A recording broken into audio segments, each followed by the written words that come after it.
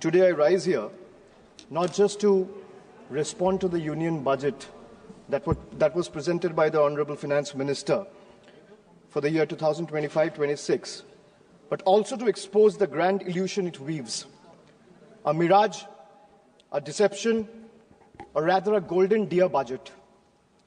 Well, all of you must be wondering, why am I referring to this budget as the golden deer budget?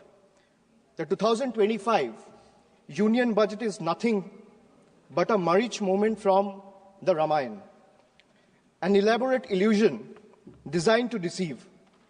Just as the demon Marich took the golden form of deer to lure Ma Sita away, the NDA government has crafted a shiny, dazzling budget promising prosperity while hiding the economic catastrophe beneath.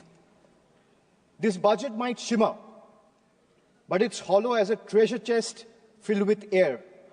It has flashy promises of tax cuts, economic growth, infrastructure hype to distract the common man, but beneath this illusion lies a brutal reality.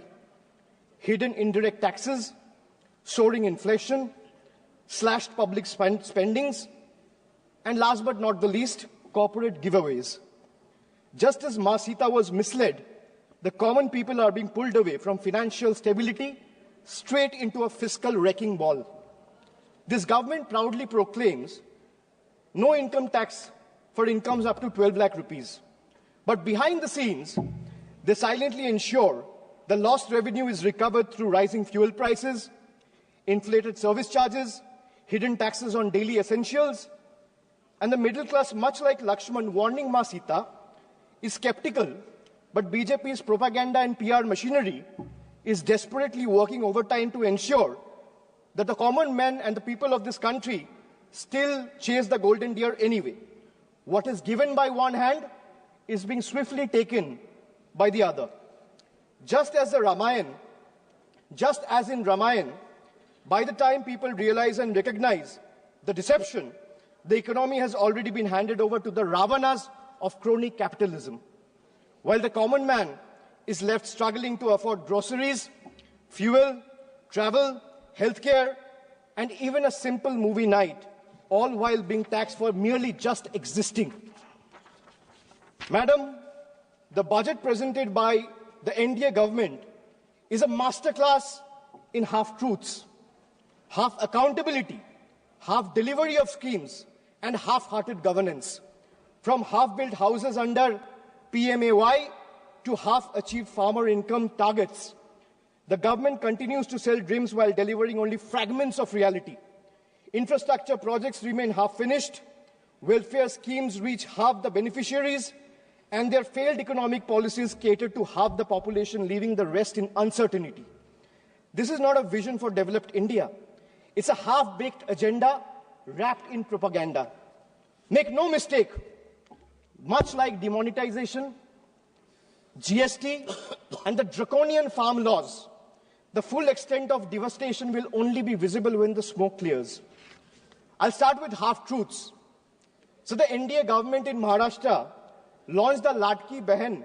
Ma'am, the NDA government in Maharashtra launched the Ladki Behan DBT scheme for women in Maharashtra just before the assembly elections last year to use it as a political bait.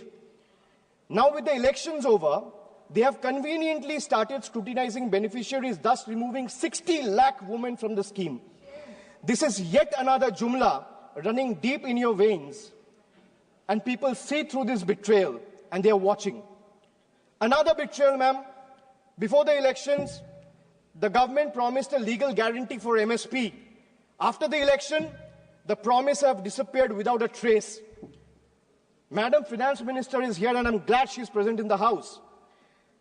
She in her speech mentioned that, and she began her speech with a flourish on agricultural growth. But when it came to MSP, the one demand that every farmer of this country has raised, there was only silence. No legal guarantee, no relief from the crippling debt. Instead of waiving farm loans, the government has increased the Kisan credit limit, which essentially means handing farmers more debt than relief. Since 2014, and whatever data I'm quoting in the House If the chair wants, I'll lay it on the table of the House before tonight. Ma'am, since 2014, in the last 10 years, there have been 1 lakh farmer suicide. That's 1 suicide every hour. These aren't just numbers. They're a grim reminder of a system that abandons those who feed the nation while they conveniently feed lies to the entire country. They boasted of digital India, but conveniently ignore the dire state of our schools. While flashy slogans flood social media, the harsh reality is PM Poshan remains stagnant, leaving millions of children without nutritious food. More than 50% of the children under the age of 5 suffer from chronic malnutrition, with 17% underweight, 36% stunted, and 6% wasted. A crisis screaming for attention, and yet the budget for PM Poshan remains dejectedly inadequate, proving once again that the union government is invested more in headlines than hungry children. Another half-truth: before the elections, the NDA government or the ruling party, BJP, promised LPG cylinders for all. But in reality, 1.2 crore households, I repeat the figure, 1.2 crore households could not afford even a single refill in 2022-23 because of their exorbitant price hikes. This is not upliftment. This is abandonment. When people have to choose between a meal and a refill, their promise is nothing but a cruel joke. In 2019, the cabinet approved 8,574 crore for the census. Yet in 2025, today, even after 5 years, only 570 crore has been allocated in this year's budget. 5 years late and still counting. And this is not happening this year either. But why does this matter? Why am I talking about census? Because without a census, every policy, every income tax slab revision, and every economic projection is simply and just a blind projection and a blind gamble. The Nari Shakti Vandan Adhiniyam, Women Reservation Act, which was passed by calling a special session 18 months back in 2023, can't be implemented as its rollout depends on the completion of the next census and subsequent delimitation. Both are yet to be scheduled. The government seems to prefer running the country on guesstimates and propaganda rather than real data, because facts expose their failures and they would rather keep the nation in the dark. As we look at the economic policies of the NDA government, one cannot help but see a pattern. And what is the pattern? Ma'am, the pattern is of or if I am to say, it resembles the tale of a reverse Robin Hood. What is a reverse Robin Hood? We know the story of Robin Hood, taking from the rich and giving to the poor. BJP has mastered the art of taking from the poor and giving it to the wealthy elite. So reverse Robin Hood. For instance, I'll give you an example. For instance, the waiving of corporate loans worth thousands of crores using taxpayers' money, while poor farmers struggling with small debts are left to suffer. The government claims to have no money to increase subsidies on essential commodities, yet it slashes corporate tax rates, giving billionaires an even bigger slice of the pie. This is not economic justice. This is economic favoritism at its worst. Then I talk about, or rather I'll come to half federalism. You know, all the members sitting in this house have never heard of this phrase. This is a phrase that I've coined. Half federalism. Why I say half federalism? I'll give you another example just to understand it better. Madam, in Bihar, BJP's ally, Janata Dal United or JDU, have 12 seats. That means BJP has 12 MPs in Bihar. And in Bengal, BJP has 12 MPs. BJP is in power in Bihar and BJP is not in power in Bengal. So Bihar gets bonanza, Bengal gets blockade. This is half federalism. Madam, not a single meaningful financial allocation has been made for the state of Bengal. This is a Bangla Birodhi budget. 1.7 lakh crore is still due to the state of West Bengal under various heads. This is a deliberate financial blockade, a calculated move to stifle Bengal's growth, prosperity and development. West Bengal's spending due on Manrega to the tune of 7,000 crore still remains unpaid, depriving 59 lakh poor workers. The state has launched Karmashri scheme for providing employment opportunities to job card holders, paying 51 lakh workers from its own funds. The central government has not cleared 8,140 crores in housing dues for rural Bengal under Pradhan Mantri Awas Yojana, depriving 12 lakh beneficiaries. The state government launched the Banglar Bari project last year in the month of December, providing housing to 12 lakh beneficiaries entirely from the state's own funds. Why am I giving you these facts? Because all of you, especially the members sitting in the treasury benches, must know, even though you have deprived West Bengal, the state continues to stand tall as a true testament, an example of Atma Nirbharata, where the mind is without fear, where the head is held high. Chitto jetha bhoy shunno, uchcho jetha shir. While the center withhold funds and play politics with the people of Bengal and their livelihoods, Bengal refuses to beg. We build, we provide, we progress, we grow with or without their support. Bengal has more than doubled its export in the last 10 years. 57 lakh new MSMEs have been added, employing over 1 crore people. Bengal's handloom industry employs over 5 lakh workers, which is the second highest in the country. The state's broadband policy, formulated in 2020, resulted in investment of 7,500 crore in the telecom sector alone. Almost 3 lakh direct employment has been generated in IT companies. Bengal has over 88 lakh MSMEs, which is the second highest in the country. 1 out of 5 MSME are owned by women, which is highest in the country. 36% of workers in these enterprises are female, third highest in the country. Madam, now I'll come to health. India remains one of the lowest healthcare spenders globally, investing a mere 3% of its GDP, far behind China's 5% and United States of America's 16%. For a country of 140 crore people, this level of investment is not just inadequate, it's an outright betrayal of public health.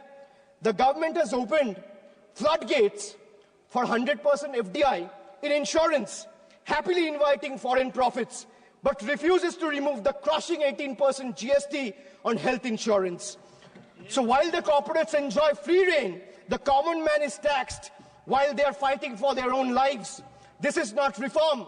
This is a rigged game where the poor and the downtrodden and the common people of the country are deliberately made to lose. Instead of strengthening government hospitals, this government prioritizes private insurance. Models like PMJAY, whose allocations shot up by 29%, essentially funneling public money into corporate pockets. Strengthening public health care could have benefited millions, but instead government chose to privatize healthcare under the guise of welfare. And if the government truly cared about public health, why has funding for mental health programs like National Tele-Mental Health Scheme has been slashed by 16%? Why is NIMHANS, which is the country's top health mental institute, facing budget cuts? The answer is simple. The government just doesn't care. If healthcare were a priority, this budget would be investing in real solutions, not just mere illusions. Under BJP rule, all of them combined, they excel in crafting headlines. But when it comes to hospitals, medicines, genuine public health investment, the reality is nothing short of an empty set. Madam, now I'll come to half minister. I spoke about half truths. I spoke about half federalism. Now let's talk about half minister. Because our part-time railway minister is also juggling between 2 other ministries. One is electronics and IT, and the other one is information and broadcasting. Running the Indian Railways, which is considered as a lifeline for millions, is not a side gig, madam. under BJP, governance has become a multitasking circus, delivering half-baked results everywhere. Why I say this? Because from the time this government came in, they have discontinued the railway budget. What they have done for safety? How many kilometers have been covered under Kavach? Between 2015 to 2024, there has been 678 consequential railway accidents, where more than 784 people have lost their lives, leaving more than 2,000 injured. No wonder tracks are crumbling, the tech sector is struggling, and the media is drowning in propaganda. Then, ma'am, I come to half-baked answers. I can ask 50 questions or 100 questions to the government, but let me ask only 5. Why did you promise the people of this country a $5 trillion economy by 2025? We are in 2025 today, in the month of February. And looking at the rate India is growing, that goal will not even be achieved by 2037. Forget about 2025.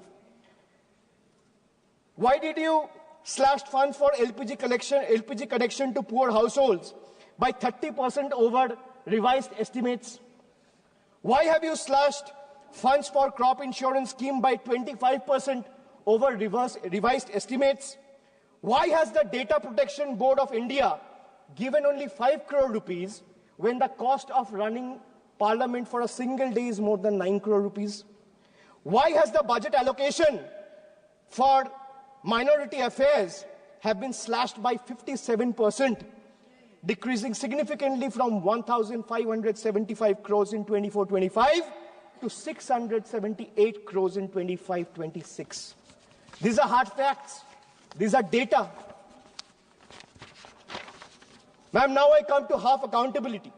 After half truths, after half federalism, after half minister, after half-baked answers, I come to half accountability. A government is expected to be 100% accountable. But this coalition government believes in half accountability. You all must be wondering, where is the other 50%? Well, that's conveniently covered by the Godi media. Because if you ask the media, according to them, this government is working 200%, is functioning at 200% efficiency. And in their world, in the media's world, there are no failures. Failures are invisible. Questions are forbidden. The only policy is propaganda. Ma'am, let me make just two quick points to prove their half accountability. In price rise, the food inflation in 2024 averaged at 8%. In October, food inflation was at 14-month high. The bottom 5% spends 66 rupees a day, while the cost of 2 veg thalis exceeds 150 rupees. Household savings have dipped to a 50-year low. In case of unemployment, youth unemployment is at a staggering 45%. 3 out of 10 graduates today are unemployed. Under PMKVY, only 18% of the trained candidates were placed. Over 90% of the workforce employed in the informal sector lack job security and benefits. Madam, now I'll come to half delivery. Now let me present before you a few examples of half delivered services. Time and again, this government has misled the people, making tall claims, but has failed to deliver where it truly matters. I'll start with Beti Bachao, Beti Padhao. Launched with much hype and fanfare to promote girl child education and welfare, yet over 80% of the scheme's budget was spent on publicity rather than spending it on the actual benefit for girls. Then I come to Jan Dhan Yojana, bank accounts without bank services. Under the Jan Dhan Yojana, 54.66 crore, that means 50 crore, 54 crore, 66 lakh accounts were opened. But 11 crore, 58 lakh accounts remains inoperative. And out of this 54 crore accounts, 33 crore, 67 lakh accounts have balance less than 1,000 rupees. This is a perfect example of financial inclusion in paper, but financial struggle in reality. Ma'am, they spoke about doubling farmers' income a forgotten promise. They promised to double the farmers' income by 2022. We are in 2025. But today, farmers are drowning in debt, facing stagnant crop prices, rising input costs, and no legal MSP guarantee. Pradhan Mantri Fasal Bima Yojana benefit insurance companies more than the farmers. Smart Cities mission, hype versus reality. They promised over 100 smart cities, but most projects today remain on paper or are rather incomplete. Basic infrastructure in many towns are crumbling while funds remain underutilized or diverted to beautification projects. They spoke about making in India. That means they spoke about revolutionizing the manufacturing industry. But what is the reality and truth of Make in India? More imports, less manufacturing. Local industry today struggles under the rising imports from China, inconsistent policies, and low capital investment. Instead of boosting domestic production, India's trade deficit with China has skyrocketed over the years. Unemployment, they promised about 2 crore jobs every year. But in reality, unemployment remains at a 45-year high. They promised houses for all by 2022, yet another broken promise. In 2015, a promise was made to provide every household a home by 2022. 3 years later, in 2025, as the deadline passed, millions still await promised homes, highlighting delays and unmet expectations. Pattern, if you look at the pattern, big announcement and half execution, or rather zero execution. From infrastructure to education, health to employment, BJP's governance is a pattern of half delivery. Grand promises, incomplete execution, and shifting blame when failures are exposed. This budget is like when I went through the budget, I was here when Madam Finance Minister presented the budget, but later I went through the budget document. Ma'am, all I realized is this budget is like those promises where you promise free meals, but charges exorbitantly for, giving a chair to sit, free water, service. So this budget is like a buffet that promises free meal, but charges exorbitantly for water, service, and cutlery. While taxpayers find momentary relief in minor reduction in income tax slabs, the government swiftly offsets these benefits through indirect taxes on fuel, essential commodities, rising road tolls, and higher consumer good prices driven by the increased GST rates. It's evident that these reliefs are nothing more than a mere illusion. Much like the Jio's once free data plans, attracting millions of users at a time, and then they raise the tariff sharply, which now comes monthly at a hefty price tag. The government claims to provide relief, but the reality for the middle class tells a different story. Let me give you another small example, and these are real examples. The government claims of an 80,000 tax benefit for an individual whose income is 12 lakh rupees annually. But it's nothing but a misleading farce. They thumb their chest about relief while simultaneously bleeding the common taxpayer dry through GST and unchecked inflation. A taxpayer in this income bracket, that means someone who is earning 12 lakh rupees annually, spends on essential categories like food, housing, education, healthcare, railway travel, air travel, transport, recreation, and each of these are subjected to steep GST rates under NDA's failed economic policies. The result, if you do a quick calculation, you will see that someone earning 12 lakh rupees ends up inadvertently paying 98,000 in GST. So the illusion of 80,000 tax benefit that BJP is desperately trying to sell, in reality is snatched away from GST alone.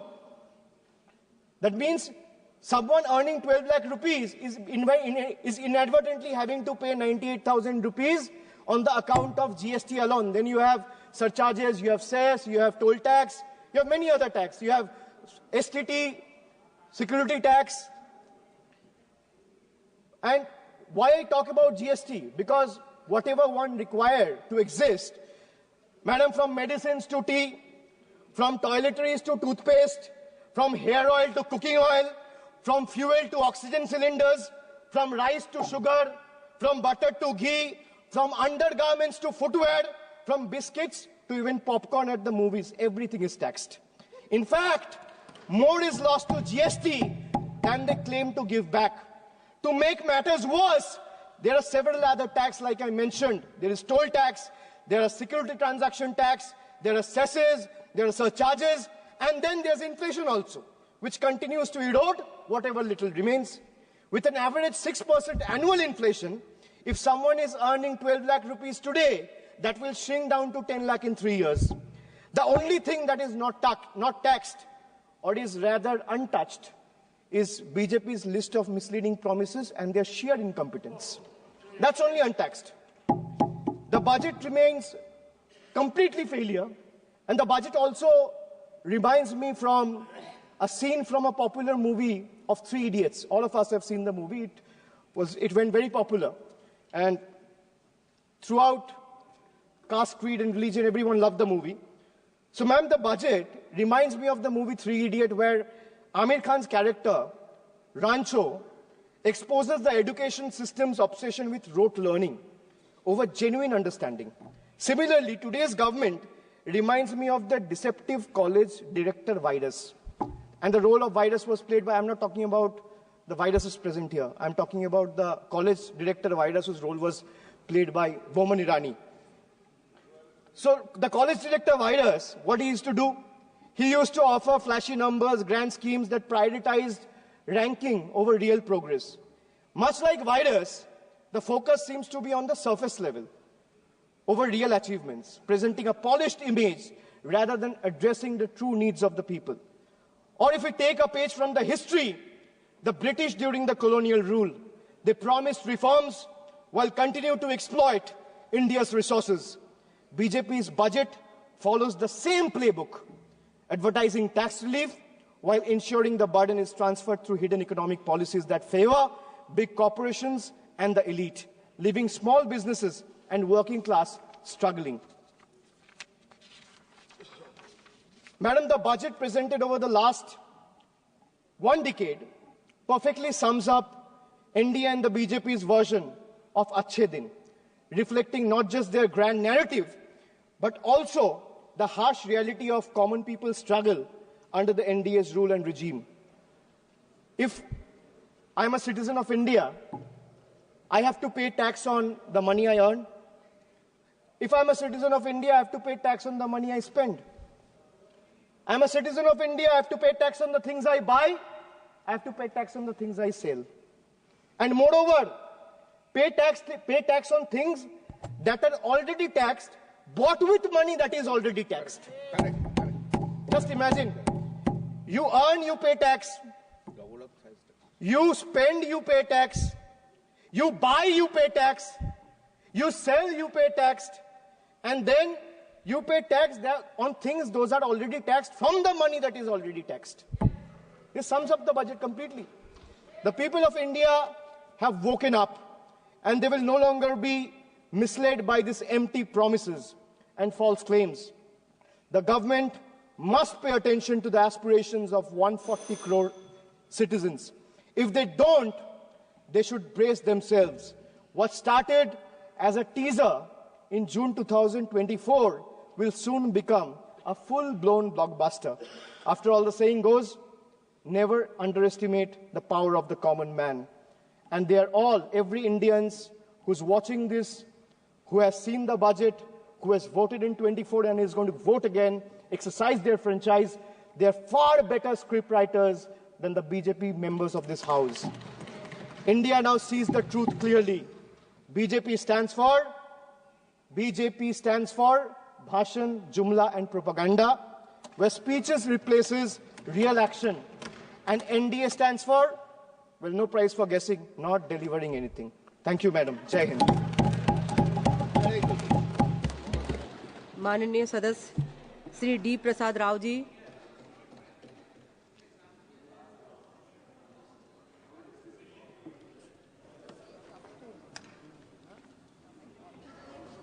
Honorable Speaker and honorable members, I am deeply grateful for the opportunity to address this transformative and growth-oriented budget.